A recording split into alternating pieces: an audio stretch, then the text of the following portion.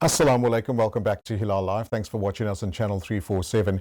I must warn you that the next story is of a sensitive nature, however, very pertinent to all of us that work with kids, have kids, and how it affects us in South Africa as well. The topic of sexual assault in minors, and to bring you some of the hair-raising stats that we have in South Africa right now. I'm joined via our Zoom link-up with crime activist Zona Morton. Zona, good evening, welcome. Good evening, thank you for having me. My absolute pleasure. It's a topic that we wouldn't like to speak about, however, need to highlight these stats and exactly what's been going on in our country as well. Zona, what's the latest stats regarding predators targeting minors in our country? Luqmaan, we've been monitoring the statistics involving sexual offences against minors since the beginning of January. And what we've calculated between January and the end of April is a staggering 287 cases involving minors, which means under 18. Sure. Well, that's a very, very high figure. And, it seems there doesn't seem to be any assistance or immediate assistance with regards to our local government as well, or organizations that are trying to assist. When you look at those stats, Zona, I mean, it's definitely raises the hair on your arms knowing that that's happening in our beautiful country. What seems to be the biggest challenges that's contributing to that number? Luqmaan, I just want to highlight the stats I've just mentioned is only for the Western Cape. Okay. Western only. All right. The biggest challenges are currently not only lack of political will, but lack of those who hold office to execute their mandate and to practice the ethos that they took. When they took office, we have a shortage of social workers currently that can bring a big difference. Our social workers ratio is currently 1 to 11,687 in the Western Cape, which is an alarming figure if we have to think the amount of sexual offences that are happening in the home, in the schools, social spaces specifically. Mm-hmm. Now, obviously, there's not enough public awareness that's been created to prevent these crimes as well. In your opinion and from your research, what are some of the strategies that we could put into our community to educate guardians, parents, teachers, anybody that works with children?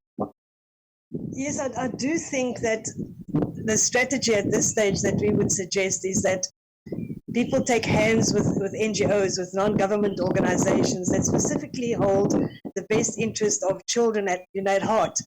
We do find that we as activists are often seen as the enemy of those who hold office.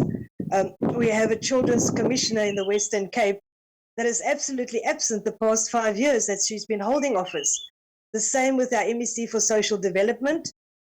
They seem to not take serious the extent of crimes against children, specifically sexual crimes. Mm-hmm. We do have children as young as 4 months that are raped. And it's a topic that we have to address. We cannot ignore the fact that our children are brutally attacked on a daily basis. Yeah. That begs the question, in terms of what exactly is our court system doing to, prevent further attacks and, more importantly, prevent repeat offenders? Yeah, Luqmaan, I can't say that our courts are going to prevent these sexual crimes against children, but I can say that a clear message with a sentence given to perpetrators that do rape children should be looked at. We have a situation of a child of the age 16 that was raped by a perpetrator who was convicted on 2 counts of rape against minors. He was out on parole at the time. Nobody in the area was alerted to the fact that he's been released on parole. And when we ask questions to the Department of Correctional Services, they just shrug their shoulders, which is disgusting, because now we sit with a 16-year-old that has been traumatized by a serial rapist. Yeah. This definitely causes a lot of trauma with regards to people that are affected by these crimes. What assistance do we have for our victims, for our minors at the moment? At this stage, we have forensic social workers that are services that are offered by FCS, which is the Family Crime Sexual Offences Unit of the South African Police. But we need to move a few steps back, Luqmaan. If we can educate our children, educate the parents, that they do vet those who look after their children. I mean, we have a sexual offenders register that is currently not available for the public, which I think is a travesty of justice, because a lot of perpetrators have the arrogance of getting away with a crime because they don't know. Yeah, I think that's a very, very vital point that we need to institute as a government, as a country as well. Zona, what do we do now? I mean, we know what the situation is. We have these stats coming out. It makes us aware. But what do we do to bring those numbers down and to provide more assistance for our minors?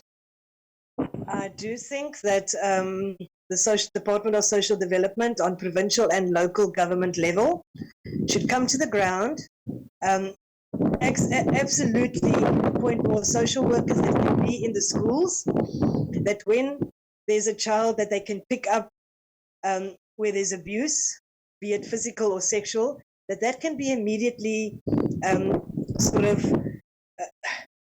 protected. Yeah. Because the sooner that child gets help, I mean, parents don't always want their children to speak out because of a stigma that's attached to that. I think in the year 2024, we've moved way past not addressing this. We have to speak about this. Yeah.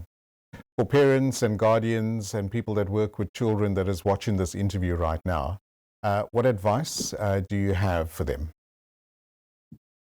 My advice is keep your children close. Absolutely make sure that when your children are in contact with members of the family, be it male or female, that one is 100% sure, because we also find that a lot of the perpetrators against children under the age of 12 are family members. So the family structure is absolutely attacked.